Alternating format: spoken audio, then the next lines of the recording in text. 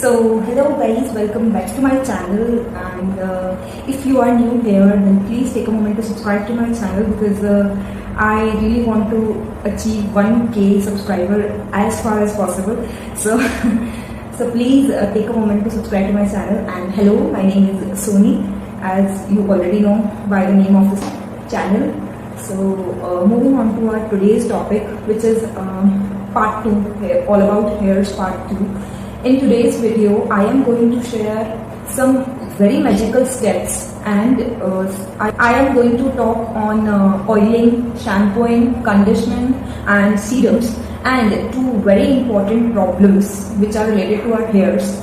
First is hair loss and second is split ends. Yes, so without do any further delay, let's get started.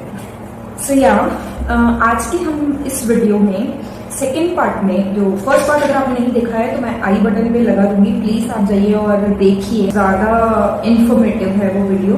So if you haven't checked it then go please check it. Okay, so अगर आप check कर चुके हैं तो चलिए बढ़ते हैं part 2 की तरफ. सो फर्स्ट ऑफ ऑल, अगर आप ये देख रहे हैं मेरा आई मेकअप कितना सुंदर हुआ है, नो ब्रशेस लुक है, तो इसके लिए आपको वेट करना पड़ेगा थोड़ा सा, नेक्स्ट वीडियो इसी पर आने वाला है. अब ज्यादा टाइम वेस्ट ना करते हुए हम चलते हैं हमारी आज के वीडियो की तरफ, विच इज फर्स्ट ऑफ ऑल हम बात करेंगे दो वेरी इंपॉर्टेंट प्रॉब्लम्स जो कि है हेयर लॉस और स्प्लिट एंड्स. ये होते क्यों हैं, इनके पीछे कारण क्या है और इनको क्या सुधारा जा सकता है, क्या इनको खत्म किया जा सकता है, क्या इनको जड़ से खत्म किया जा सकता है. तो if I talk about hair loss, तो हेयर लॉस होता क्यों है. मैंने ये फर्स्ट पार्ट में भी वीडियो में बताया था कि इसके दो कारण मैंने आपसे शेयर किए थे, which is first was thyroid. If you have thyroid then आपके बाल झड़ते हैं, ठीक है. एंड सेकेंड वॉज आयरन की कमी. आयरन की कमी की वजह से भी आपके जो बाल है वो झड़ते हैं, ठीक है. इसके अलावा क्या कारण हो सकते हैं, नॉर्मल कारण पे आ जाते हैं. पहले बीमारियों के बारे में we will not talk about that. So अगर नॉर्मल चीजों के बारे में बात करें, फर्स्ट इज डर्ट. डर्ट की वजह से भी जो हमारा हेयर लॉस है वो बहुत ज्यादा, हमारे क्या फॉलिकल्स में आकर के डर्ट बैठ जाता है, और जब ऐसा होता है तो सबसे पहले हेयर लॉस होता है और कुछ भी नहीं होता है, क्योंकि जो डर्ट होता है वो स्टिक हो जाता है और इसी वजह से हेयर लॉस हो जाता है और बहुत बड़ी मात्रा में होता है. सेकेंड कारण है, अगर आप प्रेग्नेंट थी और अब आप डिलीवर कर चुकी हैं बेबी को, तो आपके हेयर लॉस होते हैं. ऐसा क्यों होता है, क्योंकि हमने हमारी पूरी प्रेगनेंसी टाइमिंग में आयरन की गोलियां ले ली होती हैं, जिस वजह से हमारे बाल बढ़ते हैं, ठीक है, नई ग्रोथ होती है, ठीक है. लेकिन जब हम डिलीवर कर देते हैं बेबी को, उसके बाद ये बहुत नॉर्मल बात है और ऐसा होता है, बाल जड़ते हैं. जितने आपके नए बाल आ रहे होते हैं उनकी जगह पे हेयर लॉस दूसरे बालों का होता है, विच इज नॉर्मल. ये 2 से 3 महीने बाद अपने आप ठीक हो जाता है. ऐसे में आपको स्ट्रेस लेने की बिल्कुल जरूरत नहीं है. नाउ नेक्स्ट, थर्ड कारण है स्ट्रेस. यस, अगर आपको बहुत ही ज्यादा स्ट्रेस रहता है काम का या रिलेशनशिप्स का या फिर किसी भी चीज का आपको स्ट्रेस रहता है, देन आपके बाल झड़ते हैं. तो स्टॉप डू दैट, क्योंकि स्ट्रेस लेना बिल्कुल भी अच्छा नहीं माना गया है.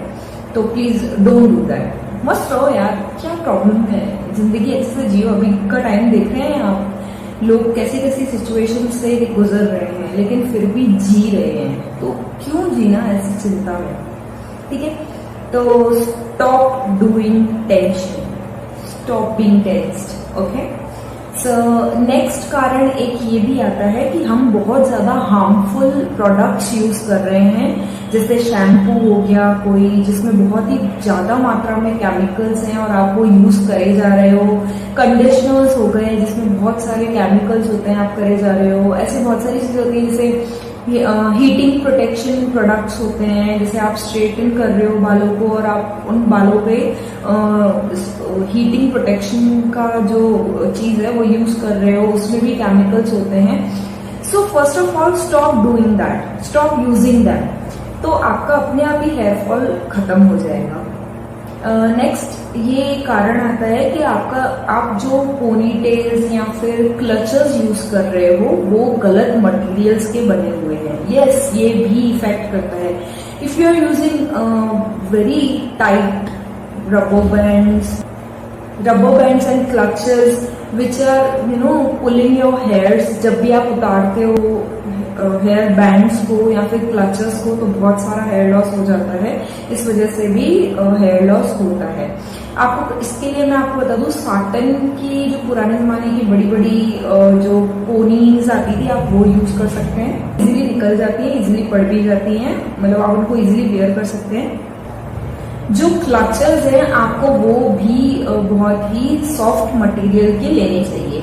ओके, नेक्स्ट चीज आती है, आप जिस पिलो पे सोते हैं वो पिलो की जो शीट है वो आप धोते हैं नहीं धोते हैं, उसमें बहुत सारा डर्ट जमा हो जाता है। इस वजह से हमारे बालों पे असर पड़ता है और जो हेयर लॉस है वो बढ़ जाता है। जो नॉर्मल हेयर लॉस होता है 40 to 150 बाल झड़ते हैं डेली, वो बढ़ जाता है क्योंकि हम जिस पे सोते हैं, जो यूज कर रहे हैं पिलो, वो या तो अच्छे से धुलता नहीं है या तो फिर अच्छे मटेरियल का नहीं है, सिल्की होना चाहिए वो भी, या फिर आप कॉटन की तरफ भी जा सकते हैं। ओके, नेक्स्ट आता है, आप जो पोनी या फिर कुछ भी वेयर करते हैं उनको भी वॉश करना बहुत जरूरी होता है। उसमें भी बहुत सारा डर्ट हो जाता है, उसको यूज करना बहुत जरूरी होता है। नेक्स्ट आता है कि क्या आप बाल वॉश करने के बाद भारी भरकम टॉवल्स से बालों को बांध देते हैं? तो इससे भी हेयर लॉस होता है। Stop doing that. बहुत ही पतला सा एक टॉवल मैं यहाँ पे लगा दूंगी। मैं किस टॉवल से पोंछती हूँ अपने बालों को और किस तरीके से पोंछती हूँ। पैट करके पोंछना चाहिए बालों को, ना कि रगड़ करके, इससे भी हेयर लॉस होता है।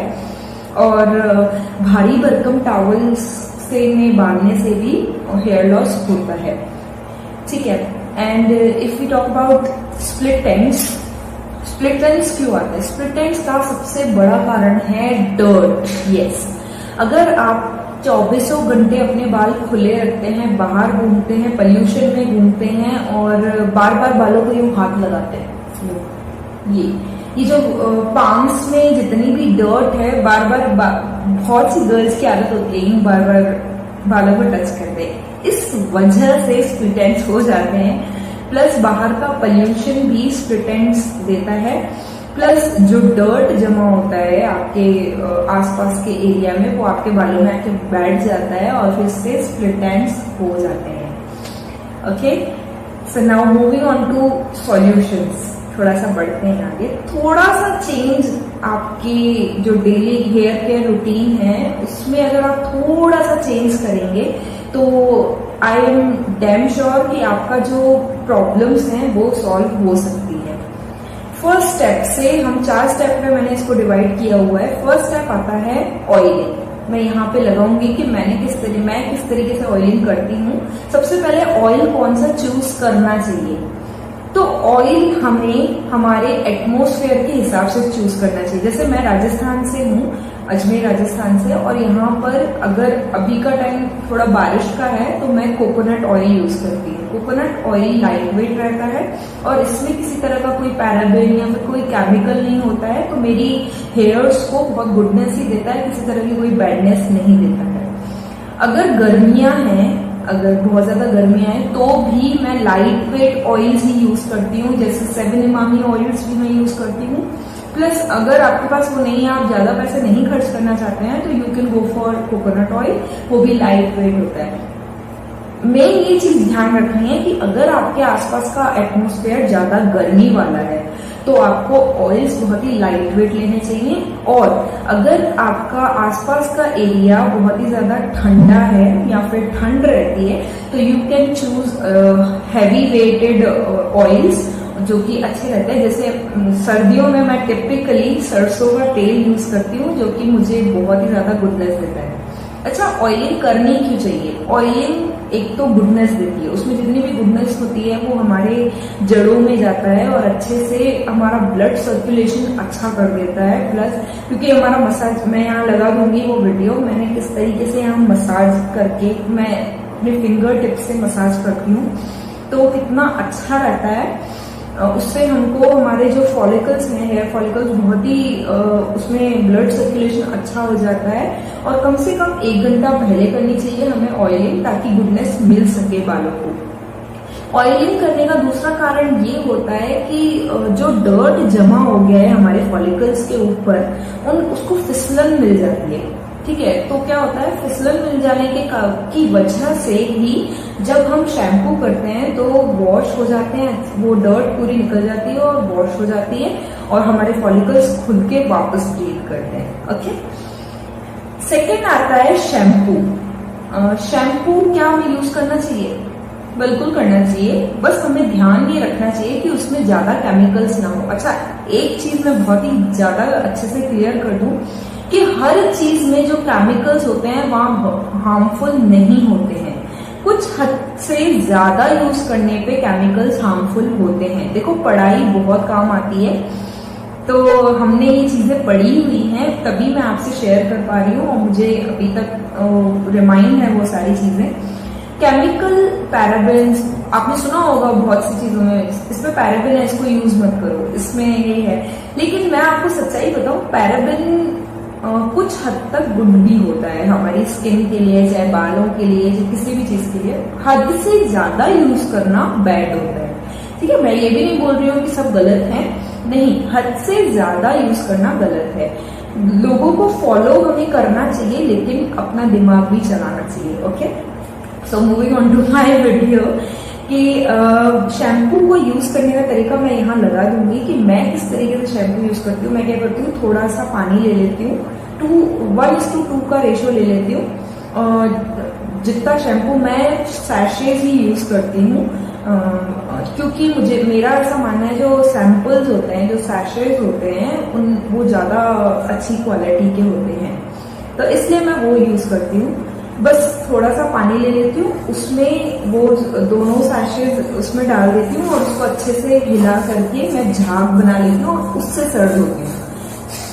इससे होता क्या है कि शैम्पू की जो बेडनेस है वो मेरे डायरेक्ट जड़ों में नहीं जाती है, पानी के साथ आने की वजह से वो उड़ जाती है। जो उसकी बेडनेस होती है, जो केमिकल्स होते हैं, वो बहुत हद तक उड़ जाते हैं।